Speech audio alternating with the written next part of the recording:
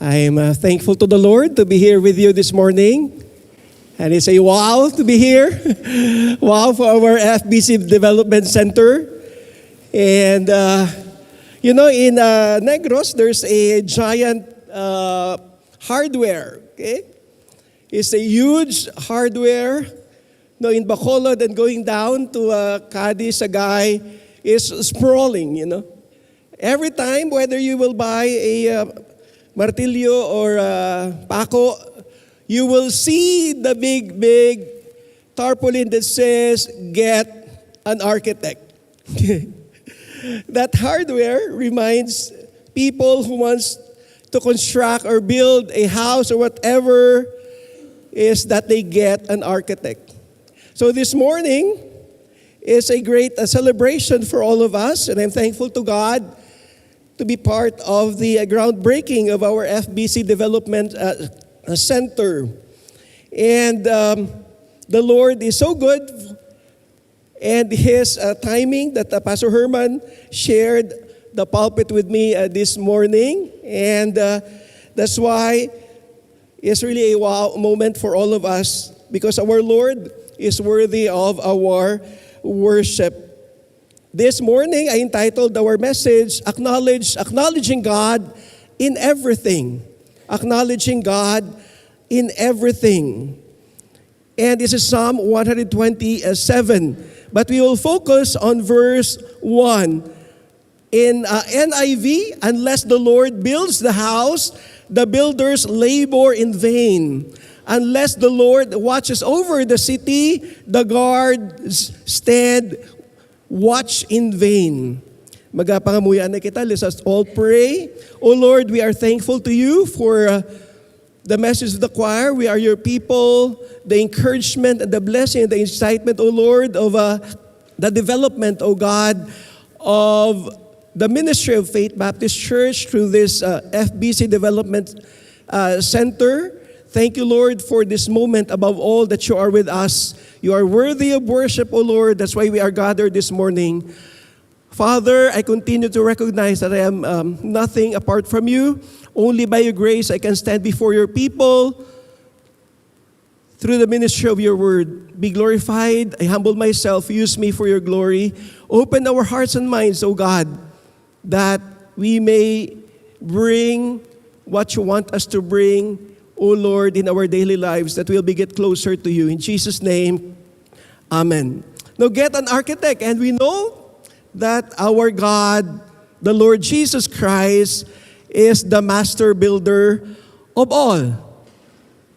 Why is He the master builder of all? The first thing that I want to share with you is that He is the master architect. Okay? He is the master architect. Look at yourself. That's how God, our Father, the greatest architect, the master of all. I am awe of giant structures. No, ang sarap magmanood ng mga documentary, yung mga super structures, giant structures. Example, mga cruise ship. Ang lalaking barko, no, nakakamangha kung paano lulutang ang higanting building. Yung hotel, okay? Mapapatanong tayo kung paano ginawa at sino ang gumawa nito. These architects are award-winning and famous. Of course, who can forget the Titanic and the line attributed to its grandeur? Diba? Not even God could sink this ship. We are familiar with that. Okay? Though it is an unverified statement kung totoo ba talaga, but it gained prominence when the ship sank.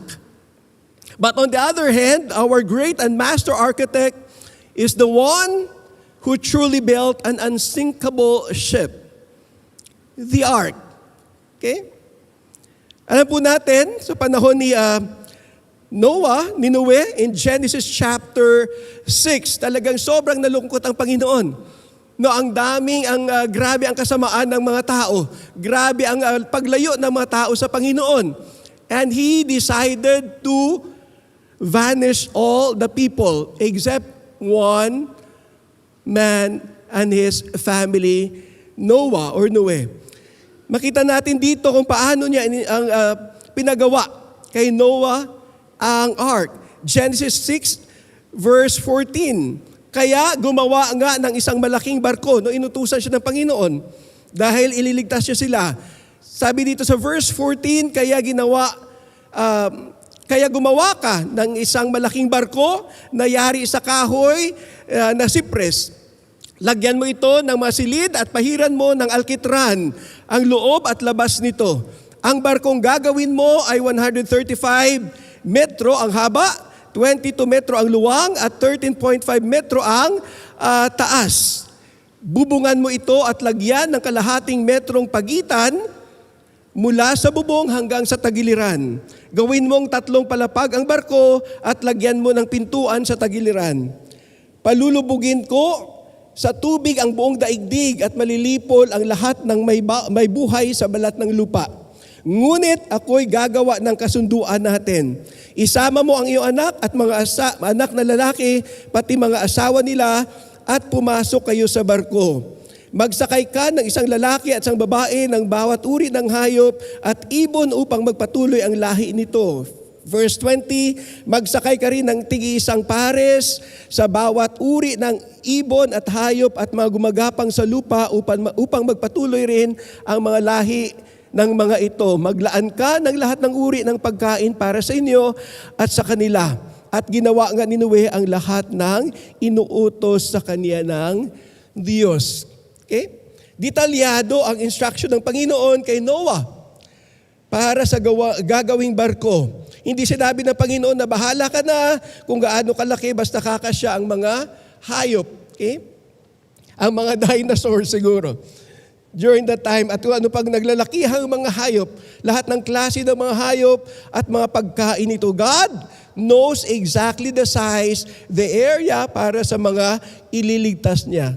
Kayo na bahala mag-multiply kung anong area yung barkong yun. It's huge because kakasya ang lahat ng mga nilikha niyang mga hayop during that time.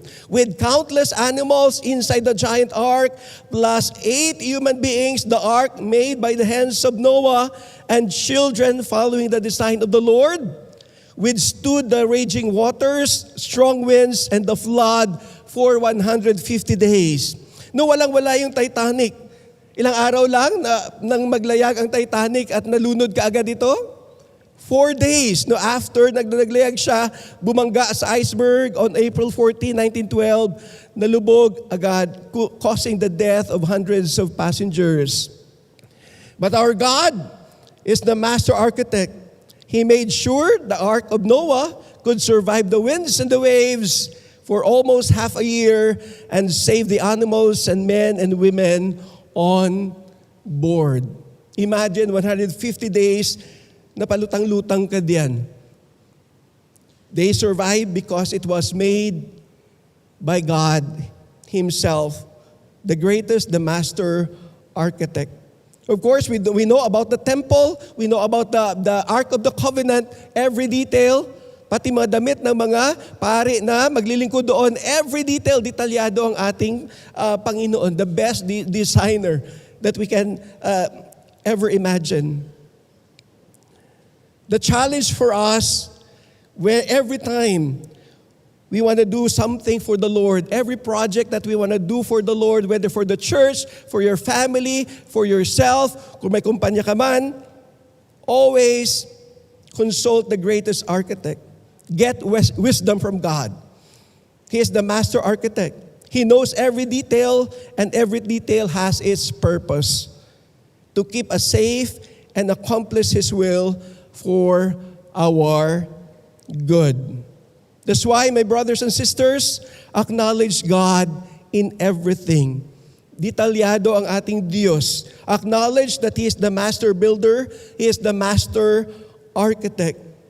Secondly, bakit kailangan natin acknowledge si God in everything? Because God, our God, is the master provider. He is the master provider. No, ewan ko lang sa inyo, I don't know kung ako lang to, na kapag nakita ako ng mga bahay o building na hindi natapos, okay? Yung mga tinutubuan na ng mga damo, marami ng vandalism, no, kinakalawang na yung mga scaffoldings, yung mga pader lang ang nakatayo, yung iba na ilagay ang mga trusses pero walang mga bubong. Nalulungkot ako. Ewan ko ba? Siguro gumagawa ako ng kwento sa mind ko, bakit kayo hindi natapos yan? Di ba? Iniisip ko baka biglang nawala ng trabaho, o bumagsak yung negosyo, o kaya tinakasan ng kontraktor. Mga ganun yung naglalaro sa aking isipan. No, that's why we as followers of Christ is being reminded by Christ's words. Sabi niya, Luke 14:28-30. Jesus said, "For which of you, desiring to build a tower, does not first sit down and count the cost, whether he has enough to complete it? Otherwise, when he has laid a foundation and is not able to finish, all who see it begin to mock him, saying, 'This man began to build and was not able to finish.'" Though the context is about discipleship, counting the cost of discipleship, but we can get wisdom from this advice of Jesus to count the cost and check your capacity to build.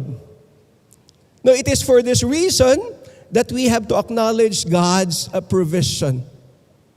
We pray to Him and wait on Him. We don't trust in our own resources because our resources are limited. We tap God's reservoir of blessings in everything that we need. That's why sinasabi natin, acknowledge God in everything, in every detail. No, maalala po natin, noong matagumpay, no, si Haring David, lahat ng mga gera, lahat ng wars against him, nagtagumpay siya, naranasan niya ang kapayapaan from all sides, from all fronts. And then, dahil sa kapayapaan, he enjoyed life. Noong nakatira siya sa palasyo. No, pero habang nandun siya, hindi niya matanggap na ang Ark of the Covenant nasa labas. Okay? Nasa field lang, nasa ilalim ng tulda. Kaya si Haring David, ninais niyang magpagawa ng templo para sa Ark of the Covenant or para sa templo para kay God. In 2 Samuel 7:1-3, dito po natin makita ang desire ni David. After the king was settled in his palace and the Lord had given him rest from all his enemies around him, he said to Nathan the prophet, "Here I am living in a house of cedar, while the ark of God remains in a tent." Verse 3, the prophet Nathan said, "Whatever you have in mind, go ahead and do it, for the Lord is with you." Ang sarap isipin no? Nagaling kay Nathan. The prophet supported him with his plan to build a temple for the Lord. Unfortunately, ano nangyari? Pinigilan siya ng Panginoon. At ang anak niya, si King Solomon, ang pinili na magpatayo ng templo. In building the temple of the Lord, Solomon was abundantly provided with all the materials. Why? Because of the wisdom God has given him and because of the connection of his father, King David, built over time because of his good relationship with other kings around him. In 1 Kings 5:1-11, makita po natin dyan si King Hiram. Okay? Si King Hiram, hindi po siya hihiraman ng materials ni David. Si King Hiram, king of Tyre, heard that Solomon had been anointed king to succeed his father David. So he sent his envoys, congratulates Solomon, envoys to Solomon because he had always been on friendly terms with David. Okay? Solomon sent back this message to Hiram. And we know that the completion of our FBC Development Center, God also used a connection. Sabi ni Solomon kay King Hiram, "You know that because of the wars waged against my father David from all sides, he could not build a temple for the name of the Lord his God until the Lord put his enemies under his feet. But now the Lord my God has given me rest on every side, and there is no adversity or disaster." Verse 5, "I intend therefore to build a temple for the name of the Lord my God, as the Lord told my father David, when he said, your son whom I will put on the throne in your place will build a temple for my name. So sabi ni King Solomon, so give orders that cedars of Lebanon be cut for me. My men will work with yours, and I will pay you for your men whatever wages you set. You know that we have no one so skilled in felling timber as the Sidonians. Verse 7, when Hiram heard Solomon's message, he was greatly pleased. Tuwang-tuwa si King Hiram. Praise be to the Lord today, for he has given David a wise son to rule over this great nation. So ano sabi ni Hiram? Verse 8, I have received the message you sent me and will do all you want in providing the cedar and juniper logs. My men will haul them down from Lebanon to the Mediterranean Sea, and I will float them as rafts by sea to the place you specify. There I will separate them, and you can take them away, and you are to grant my wish by providing food for my royal household. Imagine gaano libo-libong mga kahoy. No? And there's no big truck during that time. Wala pang mga trucking. No? Pinapadaan lang sa ilog. Okay? Thousands of people provided by Hiram so that, and also thousands of logs, cedar trees and all that, makita po natin ang provision ng Panginoon. That's why we have to acknowledge God in everything. Because our God is the master builder and He is the master provider. King David wanted to build a temple for God. And God provided for all the woods needed to complete that project. Long before the building of the temple began, God already prepared someone to provide for the materials. God is our master provider. Kaninang umaga, no, I sleep, dito po ako natulog, no, sa dating tulugan ko rin po dyan. And I woke up early and I did my quiet time. Of course, no other place, the prayer garden. Okay? Na ma-elevate na siya no, by God's grace no, sa ating rooftop. No, and I was led to our daily bread, the creation story. No, grabe, I realized how God provides even for people na hindi pa nga pinanganak. On the third day, sa creation ni God, God created seed, fruit-bearing plants.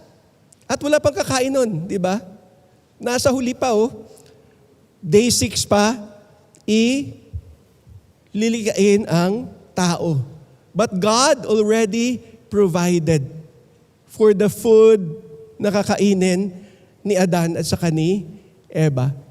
My brothers and sisters, God provides for His projects.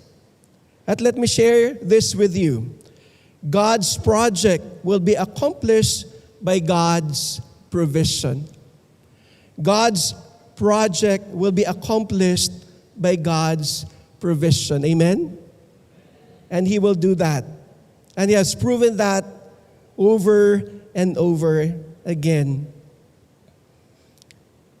So why is it important to acknowledge God in everything? I've already shared with you why we have to acknowledge, to recognize God, because He is the master builder, He is the master architect, and He will provide for all that we need.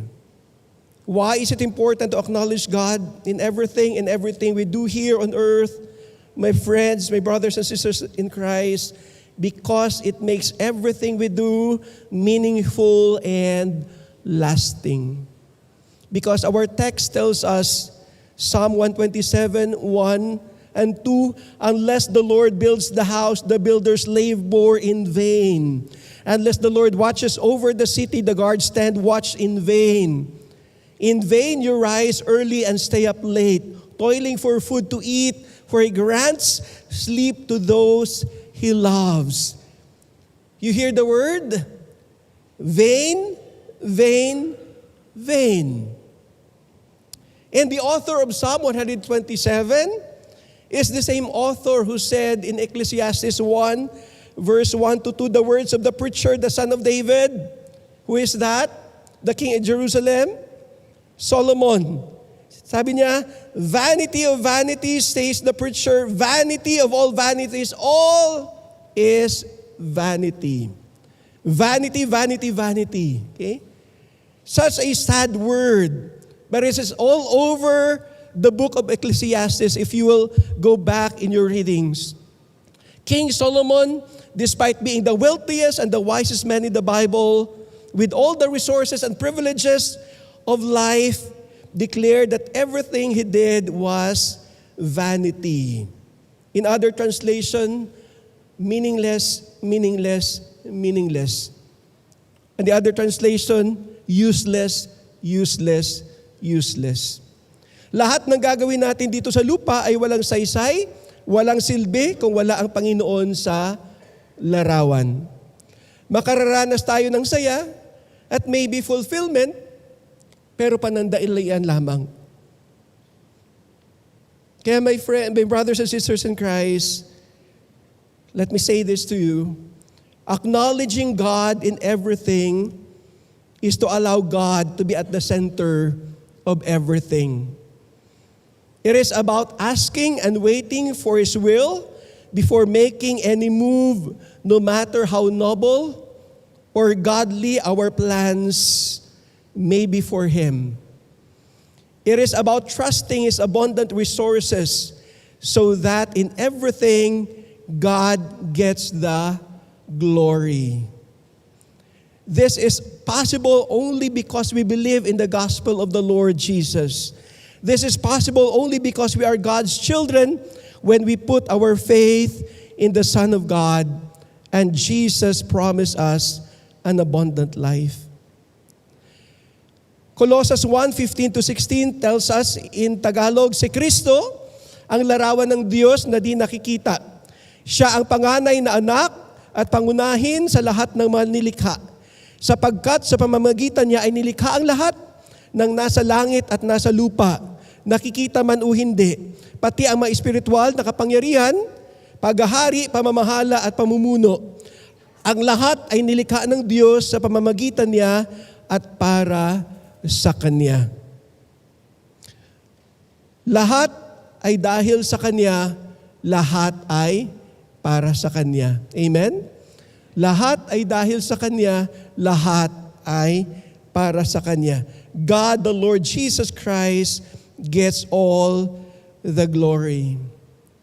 And today, as we finally do the groundbreaking for our FBC Development Center, we praise God that we, the leadership of the church, the previous leadership of the church, and the leadership of the church now, acknowledge God in everything. We waited decades for this project to happen. Hindi natin pinangunahan ang Panginoong Diyos.